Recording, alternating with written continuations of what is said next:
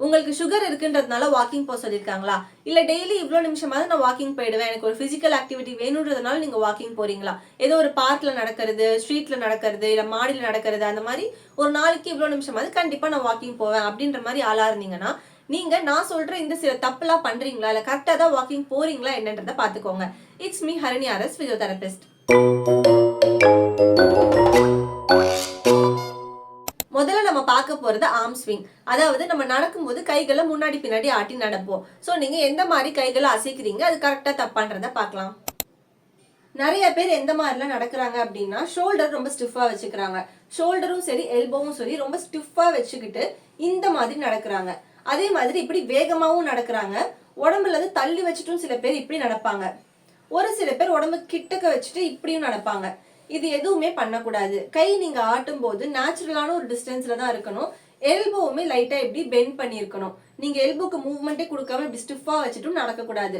ஷோல்டருக்குமே நீங்க ரொம்ப ஸ்டிஃபா ஃபோர்ஸ் பண்ணிலாம் ஒரு மூவ்மெண்ட் கொடுக்க கூடாது. நேச்சுரலா கை எந்த ஸ்பீட்ல ஆடுதோ அந்த ஸ்பீட்ல கை ஆடினா போதும். நீங்க ஒரு எக்ஸ்ட்ரா எஃபோர்ட் போட்டு கையை ஸ்டிஃபா வச்சுட்டு ரொம்ப இப்படி நடந்தாதான் கரெக்ட் அப்படின்ற மாதிரி பண்ணீங்கன்னா உங்க ஸ்பைனு, நெக்கு, ஷோல்டர் எல்லாமே ரொம்ப ஸ்டிஃப் ஆகிரும். எல்லாத்துலயுமே உங்களுக்கு பெயின் வரும். ரெண்டாவது காமனான தப்பு என்னன்னா அதிகமா நடக்கிறது. இப்போ டாக்டர் என்ன நடக்க சொல்லிட்டாங்க, எனக்கு ஃபேட்டை குறைக்க நடக்க சொல்லிட்டாங்க, இல்ல சுகரை குறைக்க நடக்க சொல்லிட்டாங்கன்றதுனால ஒரே நாள்ல நான் ஒரு 5 கிலோமீட்டர் நடக்க போறேன், ஒரே நாள்ல நான் ஒரு 20,000 30,000 ஸ்டெப் நடக்க போறேன் அப்படின்னா நீங்க ஒரே நாள்ல உங்களால ஃபேட்டும் குறைக்க முடியாது, ஒரே நாள்ல சுகரும் குறைக்க முடியாது. ஸோ கிராஜுவலா தான் நீங்க ஸ்டார்ட் பண்ணணும். நீங்க ஸ்டார்ட் பண்றீங்க அப்படின்னா ரொம்ப கிராஜுவலா உங்களோட கெப்பாசிட்டிக்கு ஏற்ற மாதிரி தான் நீங்க வாக்கிங்கை ஸ்டார்ட் பண்ணணும். எவ்வளவு ஸ்டெப்ஸ் உங்களால முடியுதோ அதை நீங்க ஒரு பிரேக்ஸ் வச்சும் நீங்க எடுத்துக்கலாம். அதே மாதிரி வேகமும் ரொம்ப வேகமா நடக்கக்கூடாது. ஒரே ஸ்பீட்ல நடக்கணும்னு எந்த அவசியமே கிடையாது.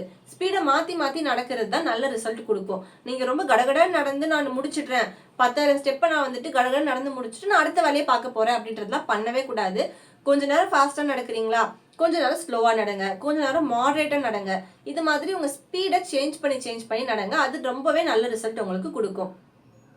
மூணாவது காமனான மிஸ்டேக் என்னன்னா, வேகமா நடக்கும்போது காலை அகட்டி வச்சு ரொம்ப தூரமா பெரிய பெரிய ஸ்டெப் வச்சு நடப்பாங்க. அது மாதிரி பெரிய ஸ்டெப் வச்சு நடந்தீங்கன்னா உங்களுக்கு குதிக்கால் வலி, முதுகு வலி, முட்டி வலி இது எல்லாமே கொஞ்சம் நல்லா வரும். அதனால உங்களுக்கு வேகமா நடக்கும் போதுமே சின்ன சின்ன ஸ்டெப் வச்சு வேகமா நடங்க, பெரிய பெரிய ஸ்டெப் வச்சு நடக்காதீங்க. அடுத்த மிஸ்டேக் என்னன்னா, நீங்க கான்சென்ட்ரேஷனே இல்லாம இப்படி கூன் விழுந்து நடக்கிறது, இல்லைன்னா ரொம்ப ஸ்ட்ரெயிட்டா நடக்கிறேன் அப்படின்ற பேர்ல இப்படி பின்னாடி நல்லா சாஞ்சு நடக்கிறது. ரெண்டுமே தப்பு தான். நீங்க இது ரெண்டுத்துல எது பண்ணாலுமே உங்களுக்கு நெக் பெயின், பேக் பெயின் எல்லாமே வரும். அதனால முடிஞ்ச அளவுக்கு உங்க ஸ்பைனை நார்மலா ரிலாக்ஸ்டா ஸ்ட்ரெயிட்டா வச்சு நடந்தாலே போதும். நீங்க ரொம்ப வந்துட்டு ரொம்ப சாஞ்சு நடக்கணும், நான் ஸ்ட்ரைட்டா நடக்கணும் அப்படின்னு சொல்லிட்டு நடக்கக்கூடாது. நீங்க கான்சென்ட்ரேஷனே இல்லாம எதையாவது யோசிச்சுட்டு இப்படி கூன் விழுந்தும் நடக்கக்கூடாது. முடிஞ்ச அளவுக்கு உங்க ஷோல்டர்ஸ் இப்படி ரொட்டேட் பண்ணி இப்படி ஸ்ட்ரைட்டா பார்த்துட்டு நேச்சுரலா நீங்க நடந்தாலே போதும். அடுத்த முக்கியமான விஷயம் ஹைட்ரேஷன்.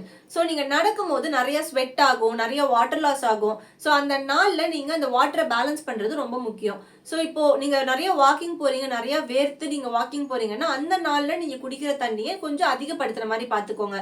ஒரு அரை மணி நேரத்துக்கு ஒரு வாட்டியாவது ஒரு கிளாஸ் வாட்டர் எடுத்துக்கிற மாதிரி பாத்துக்கோங்க. கடைசியா நம்ம பார்க்க போறது நம்ம என்ன மாதிரி ட்ரெஸ் போட்டு வாக் பண்றோம் அண்ட் என்ன மாதிரி ஸ்லிப்பர்ஸோ ஷூஸோ போட்டு வாக் பண்றோம்ன்றது. ஸோ ட்ரெஸ்ன்னு எடுத்துக்கிட்டோம்னா முடிஞ்ச அளவுக்கு கொஞ்சம் லூஸா இருக்கிற மாதிரியும் காட்டன் பேஸ்டா ஸ்வெட்டை அப்சர்வ் பண்ற மாதிரி இருக்கிற மாதிரி பாத்துக்கோங்க. இல்ல நீங்க ஏதாவது இப்போ ஒரு சாரி கட்டிட்டு வாக் பண்றீங்க, சுடிதார் போட்டு வாக் பண்றீங்கனாலுமே முடிஞ்ச அளவுக்கு ஸ்வெட்டை அப்சர்வ் பண்ற மாதிரி இருக்கிற மாதிரி பாத்துக்கோங்க. அதே மாதிரி இப்போ நீங்க ஸ்லிப்பர்ஸோ ஷூஸோ போட்டு வாக் பண்ணும்போது முடிஞ்ச அளவுக்கு ஷூஸ் ப்ரிஃபர் பண்றது நல்லது.